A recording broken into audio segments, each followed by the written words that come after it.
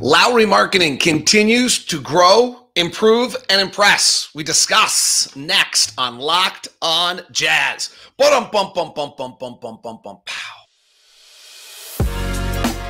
are Locked On Jazz, your daily podcast on the Utah Jazz. Part of the Locked On Podcast Network, your team every day. How are you? I'm David Locke, radio voice of the Utah Jazz, Jazz NBA insider. This is Locked On Jazz, your daily podcast on the Utah Jazz. Today, Lauri Markkanen's been asked to be a leader, the number one guy, carry the burden. How is he doing? I think outstanding, and we'll talk about it coming up. I said for the everydayers, this will ring a bell. I said back a little while, the 11-game mark will tell us something on this team. By that time, we'll have played 4 really, really good teams, 4 not very good teams. We'll kind of have an idea of middle-of-the-pack teams. We'll have an idea where we sit, who we are, what we are. And as we sit here today, we are 4-7. What does that tell us about the next 71 games that we have around the corner? Late game watch tonight. Celtics, 76ers, Knicks, and Hawks. We'll have all that for you. As I mentioned, I'm David Locke, radio voice of the Utah Jazz, Jazz NBA insider. This is Locked On Jazz, your daily podcast on the Utah Jazz. It's part of the Locked On Podcast Network, your team every day. We are free and available on all podcasting apps as well as YouTube. We ask you a Twitter, YouTube question of the day, and today's Twitter, YouTube question of the day is, do you want the Jazz City uniforms and color scheme as your primary color scheme? Do you want that? So I got that question for you. Hit me on X at dglock09, or if you're in YouTube comment section, throw that in there today. Thank you very much for making Locked On Jazz your first listen of the day. And to the everydayers, you're the greatest. How did everybody like Locked On Sports today? I mentioned this yesterday. Locked On is the first sports media outlet to ever launch a 24/7 national 24/7 stream on YouTube. We very quietly had launched one for Southern California, Dallas, Atlanta, and Minnesota. So if you have any friends who live out there, we actually have 24/7 YouTube streams going for those 4 local markets. First to do that as well. And then this week, we launched our first ever national 24/7 sports stream on YouTube. It's also going to be on Amazon and Samsung and some others. It's on News On right now as time goes on. So, anyway, just thought hopefully you got a chance to check it out. You will be redirected there right at the end of this program every time. So hope you like it. I think it's been great. I have it on all the time. It's way better than Stephen A. Smith screaming at me the whole time about stuff I don't care about. So I've loved it. I'm super proud of it and really proud of our talent and how good they've become. All right. Speaking of impressed, well, a few things. Today's show is brought to you by Jace Medical. Empowering yourself when you purchase a Jace case, providing you with the personal supply of 5 antibiotics that treat 50+ infections. Get yours today at jacemedical.com. That's Jace, Jase medical.com. I am also impressed by Lauri Markkanen. This is the first time Lauri's ever gone to training camp knowing he's the best player on the team. This is the first time that Lauri has had the burden of carrying the load. And every night, there has been a load. And if we're honest, it's not clear who the number 2 guy in this team is. That's going to be the biggest part of my 11-game assessment, by the way, is that it's really not clear. And I think it's a big issue of who is the second best player on this team? Jordan's had some good games recently, but he was horrific before that. John Collins has done some nice things, but that's probably, that puts a heck of a burden on Lauri. Lauri doesn't have anyone helping him out. And in my 11-game assessment, we're about to, do next, which is that's my biggest story. But if you look at Lauri right now, the consistency every night is awesome. 6 straight nights of over 20. The other night, he doesn't shoot it well. But prior to that, he's been over 50% shooting in 5 of 7 and in 9 of 7 of 10, I think, games, shooting over 50%. There's some things, his numbers are great. His numbers are unbelievable. He's averaging 24 points a game. He's averaging 9 rebounds. So the idea that the old school that he might be soft is absurd. He's averaging, his assists are up a tiny bit, 1.5. He's still not a great passer. It's not his instinct. He's down a little bit from last year. He's up from his career. He's shooting 9 threes a game. There's 15 guys in the league that are shooting 8 threes a game. And Lauri's making 43% of his threes right now. The only player in the NBA that's taking 8 threes a game that's making a higher percentage than Lauri is Steph Curry. Should I say that again? The only player in the NBA who's taking, there's 15 of them, taking 8 threes a game that's got a higher percentage than Lauri is Steph Curry. If you go to guys who are taking 7 a game, you get Tyrese Halliburton, you get Tyrese Maxey. The Tyrese's kick in a little bit over. And then Devin Booker, who has only played 3 games this year, so hard to qualify, gets in there. But you still have to start searching awfully hard to find guys. Alec Burks is actually nailing the 3 really well. And so, and Dorian Finney-Smith, when you get down to 6 threes a game. But if you get the top 50 guys in the NBA who are taking 6 threes a game, Lauri is in the top grouping. Well, what that means, by the way, is like I've heard some grumbling, oh, he's taking 9 threes. No, you want Lauri taking 9 threes a game. When Lauri can make 43% of his threes, you want 9 threes a game. There's 50 players in the league that are taking more than 6 a game. Lauri's like got the 7th or 8th best shooting percentage of that. There just aren't guys that can do this. It's incredible. His free throws are down a tiny bit, which you'd like it to be back up. He's at 6, he's down 1.5 free throws. That's probably fine. We can dig into the numbers. They're outstanding. And we should, like, just to make sure that we're like giving him his due, because I think he's really doing remarkable things for this team and taking a burden. He's rim finishing is better than it's ever been at 77%. His short game finishing from 3 to 10 feet is better than it's ever been at 51%. His three-point shooting is better than it's ever been. His percentage of field goals assisted is up. So that tells you there's been a little scheme change to get him a few more opportunities, which is interesting. His corner threes, where he's been about 50% since he joined the Jazz, is about the same. And the only thing that's really changed in his game right now, and worth keeping a minor eye on, is he's kind of moved 10% of his shots to threes, and 5 of those percentage shots used to be at the rim, and 3% of them used to be short. The short ones for like the little mid-range 3 to 8 footers, 3 to 10 footers, I'd rather have a 3. It's a 1.2 points versus 1.0. The rim, he just can't always get there, and we haven't had very good spacing. So for Lauri statistically to have the year he's having, while frankly not getting much support or consistent support from the guys around him, I think is amazing. The second thing I would say on Lauri, I thought his game on Friday or his game on Tuesday was as good a game as I've seen out of him from a leadership standpoint. So he didn't look right. I don't know if his back was hurting, if his shot was off. He was 2 of 9 shooting, which just looked unusual. Shots he would usually make just weren't going in. He grabbed 8 defensive rebounds.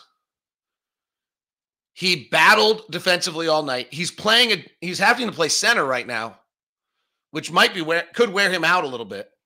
He was +9 when he was on the floor. I thought his leadership in that game, there wasn't one moment of sulking. There wasn't one moment of frustration. There wasn't anything in which he let his teammates know that he wasn't in there the whole time. He didn't waver away from his shots. He actually took, I think, his 4th most amount of shots he's taken in any game all year. I've seen everything I'd want to see out of Lauri Markkanen. Growth in leadership, communication at practice, and then if there was just any doubt on who he was as a player, I just don't think none of it has changed. Like who he is, last year is who he is. And that's pretty awesome. And I didn't have doubt, right? If you remember for the everydayers, my take on him is he was one of the 5 players I expected to take a jump this year, or could take a jump. I don't think I ever expect a player to take the jump we're talking about. Some numbers on him right now, though. He's in the 80th percentile in the half court. Like, that's really good when everyone's zeroing in on you and there's not another option. Certain types of play types, he lived off the off-ball screen last year. He's getting more spot ups. His off-ball game is actually not as good this year. He's one of the most active off-ball players in the league. That's how we're getting stuff. He's not converting right now. He's been amazing in transition, so that's an effort thing. He's been really good as a pick and roll man. We'll probably see more of that with Keontae. And he's been good as a cutter. What that is, so what two numbers there tell me is there's something called being top blocked. This is what the numbers tell me. I don't know if it's actually, I'd have to go back and watch. Top block is if Lauri starts in the corner. Let's say Lauri starts in the left corner. So his right corner is to where the basketball is. His left corner is to the sideline.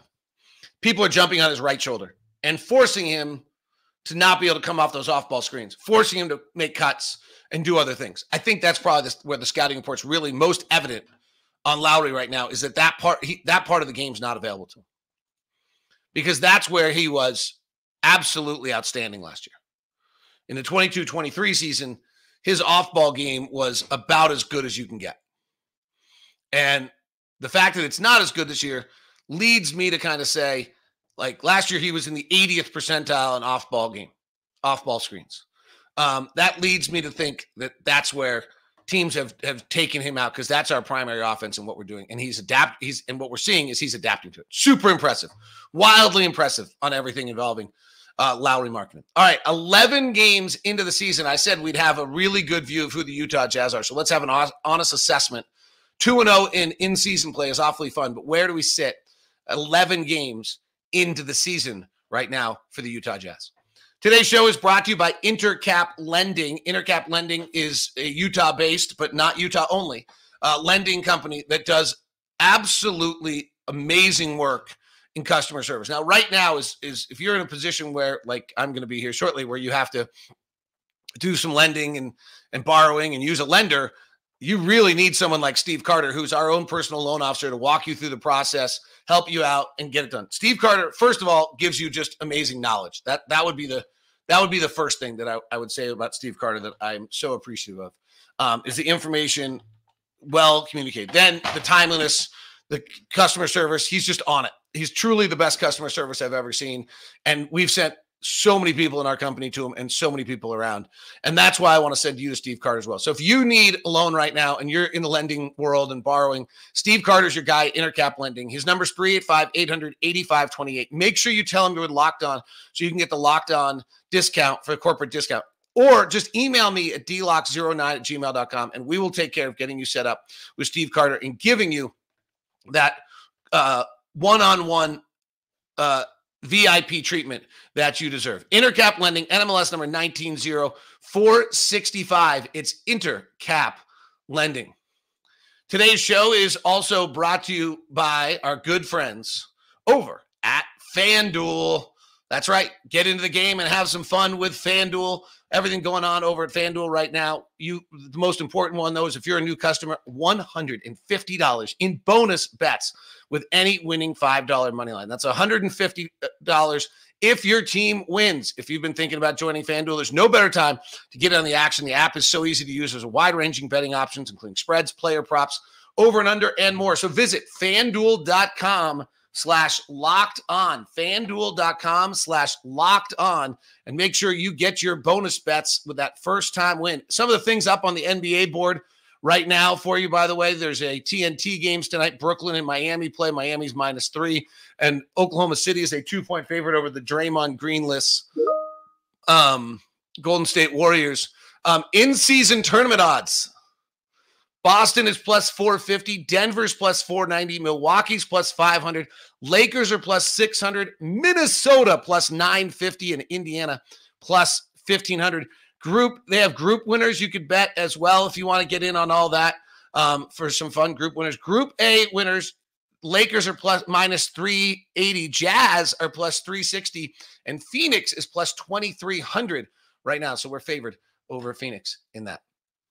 Thank you so much for making Locked On Jazz your first listen of the day. I'm David Locke, radio voice of the Utah Jazz, Jazz NBA insider. Greatly appreciate all of you jumping aboard. Tomorrow we'll get you ready for that big Phoenix game. We'll do a little Ask LOJ on a Friday. You guys were so good last week. It's always one of our best shows and most listened to shows because you guys do such a great job with that as well. So I greatly appreciate it. Second listen today, we're going to send you over to Locked On Sports Today if you're watching on YouTube. If you're not, go check out the 24/7 stream YouTube some point today. It's Locked On Sports Today. Please subscribe. We need 1,000 subscribers for some things to click in to make that channel even better. We're at like 920 or something like that. So if you could subscribe, I would greatly appreciate it. All right. We are 11 games into the season. And if you look at, I think it's like a really good, first of all, the fact is the first kind of 15 games, 20 games is much better than the last 20 games to assess, I think. We've had obviously massive lineup change. But if you look at it, we've played the Kings that are really good, the Clippers who were really good before they had Harden, Phoenix who's really good, Denver who's really good, and Minnesota. So 5 of our 11 games are against really good teams. We've played Orlando who's okay and Indiana who's okay. And we've played Memphis who's bad, Portland who's bad, and Chicago who's bad. So it's a really good assessment, right? Like we've played 5 really good games, 4 not very good, and 2 mediocre teams. I think we've proven that when you look at the bottom of the NBA standings right now, we're probably better than that, right? Like Portland, shorthanded, really weak, we got the win. Memphis, shorthanded, really weak, we got the win. I think we've proven we're kind of above that level. Chicago's sitting there at 4-8, and they got us. Like that one's a little bit painful. And I think the early games showed us, unfortunately, when you lose to Sacramento by 16, who's really good when De'Aaron Fox plays. They blew out the Lakers last night. And lost to Phoenix by 22 and never really had a chance against Denver.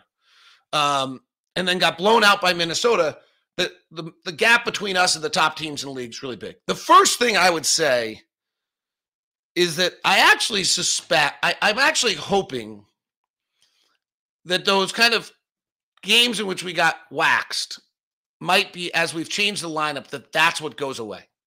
I don't think that the lineup change necessarily is going to make us better than Sacramento, who's clicked in here a little bit, or Minnesota, who I think is really good, as the FanDuel sports odds just showed, has a real chance to win the to end up winning the play-in tournament. In fact, if I don't want to say anything that would lead you, like, yeah, I think they have a real. I'll just say that I am under very strict NBA rules about things. And since I just said FanDuel in the same sentence, I'm not going to continue. So like that doesn't surprise. I think the lineup will settle us. And when Walker comes back, that we're not getting run. That was probably the most disappointing.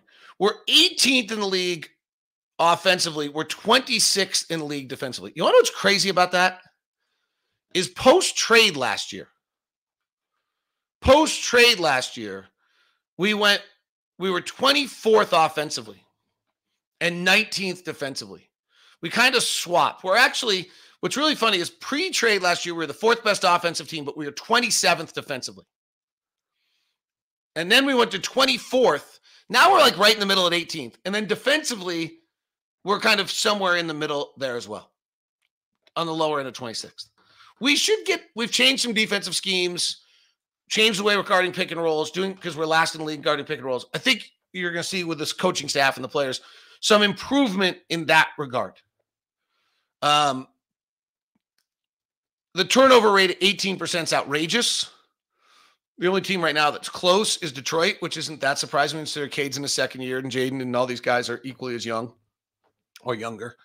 That I think rectifies itself. So like when you have 11 games in, I look at where we are. I think we'll get a little bit better defensively, scheme-wise. We understand what we're doing better. Communication was really bad early. Number 2, I think we'll get a little bit better at taking care of the ball. And I think we'll have more cohesion. We really have just, for whatever reason, not had a lot of cohesion. And just the way this group is formed, not in a bad way, but it doesn't have the Ricky Rubio putting everyone together in the lobby in Sacramento and go out for dinner element to it. The team's doing a lot of like not force, well, there's a word for it, like where they're trying, they did Hawaii, they've done some team dinners, they're doing all the right things to allow this to happen, but it just doesn't happen naturally, right? Like Keontae's looking around the room, there's no one for him to naturally hang out with. Talen's looking around the room, there's actually no one naturally for him to hang out with. Lauri's looking around the room, it's like, right? So there's a little bit of that, like, I was talking to Kelly, and Kelly's just like, yeah, this is actually what happens with most teams. Last year was just super weird that we all just kind of clicked in, got along, all had similar experiences so far in our career, all had something to bond us together, even if our natural lives didn't. And that just hasn't happened in this group yet. And so I think you're going to see massive improvement in those areas as the year goes on. But I would also say, and I talked about this earlier, like, who's going to help Lauri? Like, if we're going to be better than what I would say, not the bottom three, but not a play-in team, which is kind of where it feels like we are right now.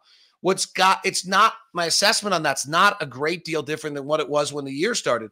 Like I said, we've got one top 100 player in the NBA, and the question is, which of our other 5 guys can jettison themselves into a top 100 player into the NBA and give Lauri some help? Walker hasn't done that yet this year. Jordan hasn't done that this year. Colin hasn't done that. Taylor hasn't done that. Like, who's going to be the guy that is able to move themselves forward? Like, that's what I think would change who we are. But otherwise, right now, we're 24th in the league in differential. And Detroit's 23rd. I guess we'd jump then. But there's a pretty big gap between where we are at 24 and 21.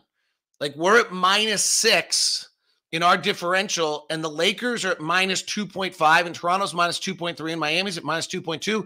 And from my 11-game assessment, those teams are on a different tier than we are, and the data says it. To me right now, there's kind of Detroit, Utah, New Orleans, all kind of in a tier, and then there's San Antonio, who's terrible. They're not getting criticized. They're terrible defensively. San Antonio, Washington, both not very good. Portland, riddled with injuries. Charlotte hasn't been very good. And then there's this kind of next tier, which is Memphis, New Orleans, injury riddled, not great. Utah, Detroit. And I can't tell. Chicago's differential is way better. So maybe that's why, maybe that is a really good assessment in 11 games that they got us. But that's kind of where we are. And if we're going to jet through it, I do think we're going to get better defensively. We understand our schemes, but I do think we're going to start taking care of the ball better. We've seen that kind of the rightful order of the basketball universe. But the real question to me, and I think it's a great question for the season from just an overall Jazz standpoint and a team building standpoint, is like, who steps forward? No one in training camp jumped forward, really. Nobody in the opening 11 games. I don't think you look at any of our guys right now and say, Jordan Clarkson's better than I thought he was going to be at this point at 31 years old in his career. John Collins is better than I thought he was. He's shooting it way better. I'll give him that. Walker hasn't taken. He's having a sophomore season with an injury.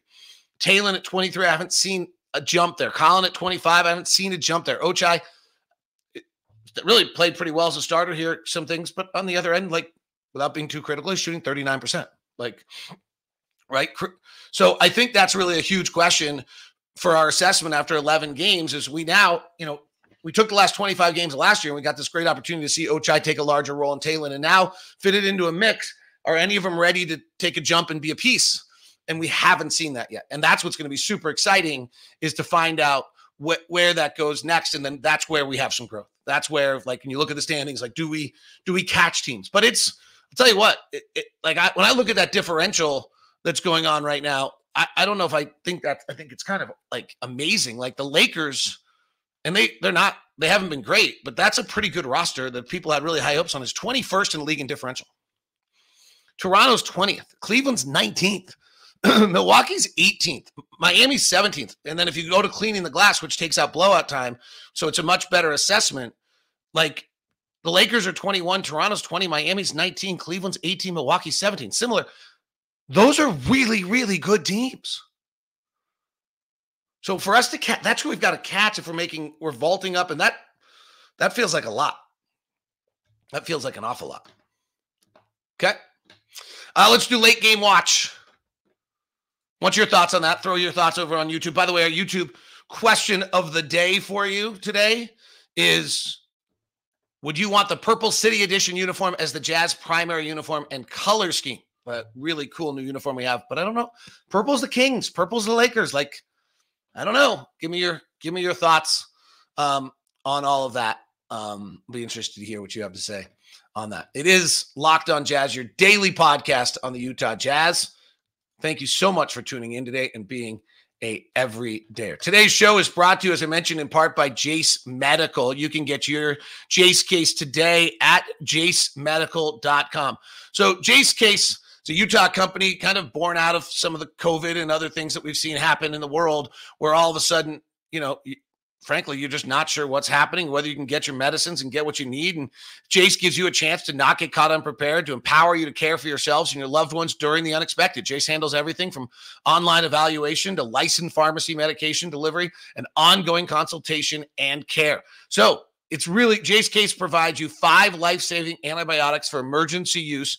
And the way it works is that you get together with on a call with someone from Jace, and their online evaluation to a licensed pharmacy medication delivery, and they take care of you, and then you end up with your Jace Case and you're ready, whether it's travel, whether it's a extended power outage, whatever it might be. Plus, they also have 1 year supply of ED medications for you. So, Jace, bring on whatever it might be, you are covered. And you don't have to worry about whether or not you can refill your generics with Cialis, Viagra, or whatever prescription it might be. That is because of your friends over at Jace. So go online right now to jacemedical.com to receive your 12-month supply of your daily medication. And remember to use the promo code LOCKEDON at checkout for discount. That's Jace Medical. Today's show is also brought to you by our friends over at Prize Picks. Prize Picks brings you all the fun and games make it even more fun for your daily fantasy sports. It's the easiest and most exciting way to play DFS, and it's you against the numbers instead of battling thousands of players, including pros and sharks. You pick more or less than on 2 to 6 player stats, projections, and watch. Plus, you can split sports now. So if you wanted to play last night's Thursday night NFL game or tonight's Thursday night NFL game, which I think is Ravens-Bengals. I was watching Locked On Sports today yesterday. It was a Bengals game, and you want to split some NBA action, you can do that. Prize Picks offers the reboot policy also, that if one of your players gets hurt, they don't return for the second half, you're reset. So go check it all out. And right now, go to prizepicks.com/LockedOnNBA. That's the code LockedOnNBA for a first deposit match up to $100. That's a deposit match up to $100. That is prizepicks.com/LockedOnNBA. Daily fantasy sports made easy. For those of you who are not regulars to Locked On Jazz, thank you very much for being a part of it. So each night I try to watch, over the course of a season, I try to watch every game that has goes within 5 minutes in the final 5 minutes. And I watch the last 9 minutes, because as a play-by-play announcer, it allows me to see the final 9 minutes, which allows me to see all the players, which kind of acts as prep for me as well. So that's the concept. So then what I do is share with you what's going on in the league. I found last year it was a really incredible way to watch the league, know what was going on. Miami actually did all sorts of different things, and then we learned from it. So I watched 2 last night. There's 1 or 2 more for me to catch up on, but I have some time today, so I will do that. Atlanta and New York. This one was super interesting for one real reason, is that the amount that the Hawks have to try to hide Trae Young is astronomical.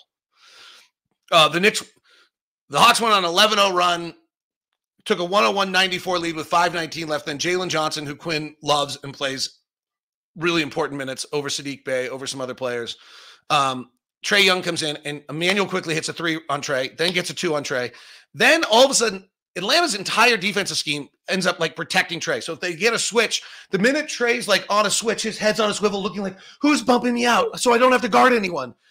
It's crazy. Like, he's so good offensively, but they literally have to protect him on every play at such a level that when they're suddenly then trying to protect him, like DeAndre Hunter tries to get back into guard and he's kind of off balance and off his game, and they drive by him.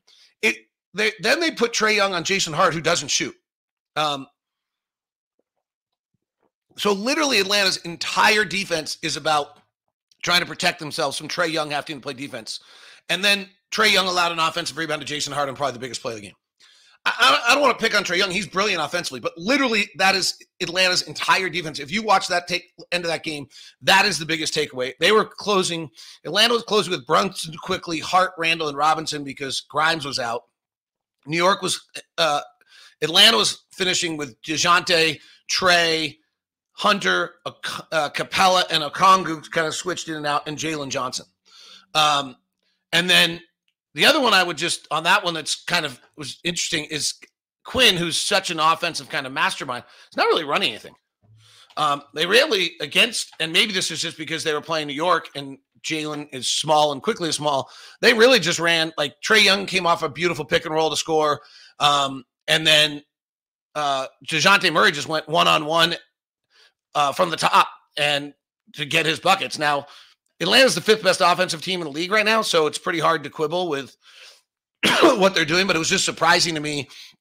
The final play of the game, Quinn ran the play to get Bogdan Bogdanović a three, and it was the exact same play that he ran with Bojan Bogdanović to get him the three that won the game in Houston a few years ago. It did not work. Then I watched Philadelphia, Boston. Boston's great. I mean, great. They were playing without Kristaps Porzingis and without Jaylen Brown. So they closed with Holiday, Tatum, Horford, Hauser, and Derek White. First thing on Boston. Boston's the best team I've seen in the league by far right now. By far. First thing is Derek White is in control of this team and outstanding. And it's the key to everything they're doing. Even when they have Jalen Brunson, or even when they have Kristaps Porzingis or Jaylen Brown on the floor, what's making them great is that Derek White is controlling it, picking his spots, doing everything the team needs, running incredible transition, getting it done. So Drew Holiday's really playing an off-ball too. Boston moves the basketball. For a team that like a year and a half ago, 2 years ago, like was so selfish and didn't move the ball, they just spin it around everywhere. It looks a lot like that Jazz team of 2 years ago that was the number one offensive team in the league that had the blender going. I mean, they just move it. And their help defense is incredible. They rotate, understand Hauser's not a very good defensive player. He's on the floor. Coming over to help him was Horford. Horford had like 3 blocks late, a big three, been guarding Embiid. Al Horford who is getting older and slowing down, was remarkably good in this game. I'm blown away by how good Boston is. Blown away, honestly. And that's without Jaylen Brown and without Kristaps Porzingis. They're really loaded. Tyrese Maxey is the real deal. Everyone's in love with Tyrese Maxey. He dropped a 50 bomb the other night. He's not a point guard. And this is the one thing that I think will be interesting here is that he's really not a point guard. And so he's playing super fast. He's making a ton of plays. His step back's great. There's probably not a player, by the way, just in all fairness, that I've ever missed on more in my assessment coming out of college. Ooh, gosh, did I miss on him? But it's going to catch up to Philly a little bit. Even the other night they lost to Indiana, and I've watched a little bit of that game. I'm going to finish it today. They just didn't seem to be structured or involved or in their stuff the way they were supposed to be. They closed with Maxey, Melton, Embiid, Harris, and Covington, which is okay, but Covington really can't shoot. Like, I know everybody thinks he can, but he's really not a good shooter. Like, look at his career numbers. He was 0 for 5 from 3 yesterday. So 76ers actually went to a zone with 6 minutes left trying stuff. Embiid's amazing, but Philly didn't look comfortable late. I thought that was noticeable. Let's keep an eye on that. And Boston looked otherworldly. Otherworldly. I mean, that's the best team I've seen in the league by a mile right now. And the way they're playing together is gorgeous. All right, that is our late game watch. I'll try to get a bunch more done today and have more for you tomorrow. Ask LOJ tomorrow as well. Right now, we're going to send you over to the new first ever 24/7 sports stream on YouTube, Locked On Sports Today. Thanks so much for tuning in to Locked On Jazz, your daily podcast on the Utah Jazz, all part of the Locked On Podcast Network.